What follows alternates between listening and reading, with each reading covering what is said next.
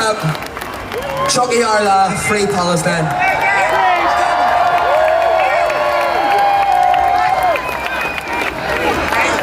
Free Palestine! Free Palestine! Free Palestine! Free Palestine! Free Palestine! Free Palestine! Free Palestine! Palestine! We said it before, the story isn't about kneecap, it's about the genocide that's happening right now in Palestine. And we're blessed that we have this opportunity to be in the sun in a festival, having the crack. But I know in Palestine, when they see this many people with Palestine flags, it means a lot to them. It's solidarity and it goes a long way, so we appreciate that. Free Palestine! Free Palestine! Free Palestine! Free Palestine! Free Palestine! Free Palestine! Free Palestine! And one more time. Gestapo! Gestapo! Gestapo! Gestapo!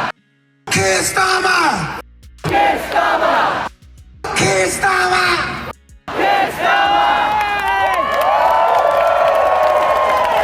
The events that happen at Glastonbury are ones you must know. There's no doubt to anyone watching that Kneecap's set was electric, with crowds going nuts to their songs accompanied by Palestinian flags sprinkled at their set. What you should know is this: the BBC refused to air their performance.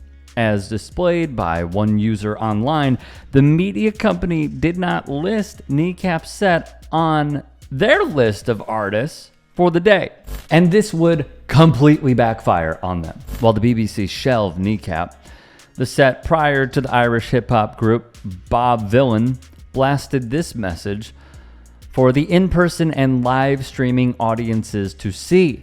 He'd also lead chants of death, death to the IDF. Now, one taking in this would probably condemn it, right? Well, may I remind you, here's what appears to be Defense Minister Yoav Gallant chanting death to the Arabs. Other popular chants in Israel: let their village burn. We should also recall, just as one example, of course, a song that topped the charts in Israel was a warlike chant calling for Israeli Defense Forces to rain a storm and strike many who have called for a ceasefire, like Dua Lipa and Bella Hadid. Nissim Vaturi, deputy speaker of the Israeli parliament and member of the far-right Likud party, once stated, "Now we all have one common goal: erasing the Gaza Strip from the face of the earth. The war will never end if we don't expel everyone. To wipe out Gaza, nothing else will satisfy us. Don't leave a single child there. Expel all the remaining ones in the end so they have no chance of recovery." That, my friends, is an act of genocide. In the past, we have covered on this very channel, go look at it on demand after this video, Benjamin Netanyahu's strongest support system from a sports perspective, a footballing perspective, aside from Olympians, I'm just talking about sans Olympics, is Beitar Jerusalem, who went out of their way to support his candidacy many, many years ago, and Maccabi Tel Aviv. We have discussed both of these teams on this channel, and how even with one video from The Guardian where they traveled with ultras with Maccabi Tel Aviv and Beitar Jerusalem, they say, one does, that they are the most racist team, and they are proud of it. They both would chant death to the Arabs and much more. Where was the condemnation? Why aren't we saying that this is terrible too? I think we know why. On the censorship front, Australian punk group Emil and the Sniffers, coming off a humongous tour in North America, used their time to speak out on colonialism, lack of education, Palestine, and indigenous rights. In her rants, lead vocalist Amy Taylor dished on how Palestinians and Palestine unlock so much on the human psyche. The BBC aired it. Then there is another hero. Helen from Wales, seen here, was the lone wolf on TikTok who streamed Kneecap's censored set. Nearly 2 million people would take it in. In the process, Helen says because of the heat and her battery on her phone overheating, she burned her hand. In return, it appears the group commented on her post and said they would get her tickets to any show of her choosing because they appreciate her so much. She would discuss the events on another video via her TikTok and also go on to say, I can't really believe the attention this has got. It's been crazy, but it shows that maybe the BBC got it wrong. There were an awful lot of people who wanted to see Kneecap on the Glastonbury stage. I have always believed in the right to free speech, but we're faced with being fed an edited version of events by mainstream media. She continued in her interview, I'd been taking part in a pro-Palestine rally earlier and really wanted to see Kneecap. I've been a big fan for a while and I admire their support for free speech and stance against social injustice. I was thinking that if the BBC say they won't broadcast their performance, then where will this censorship stop? Next year, it will be someone else. As I'm watching this, as I'm taking this in, especially as a Jewish American, let me be very clear. First off, I would love to go to Glastonbury someday. Anybody has tickets, hit me up. Would love to go. Would love to see it. I'm a huge festival nerd. Love going. Love the experience. Love the community. Love the culture that each festival brings.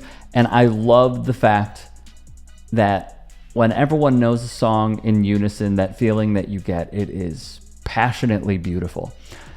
Outside of that, okay, Kneecap is not doing anything wrong by speaking out for the rights of human beings.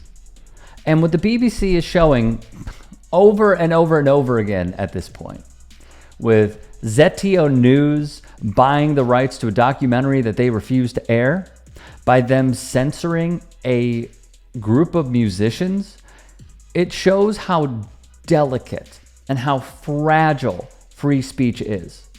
Where we are relying on the sound system of an iPhone to be streamed in the middle of a music festival in England in order to see a band perform. That is insane.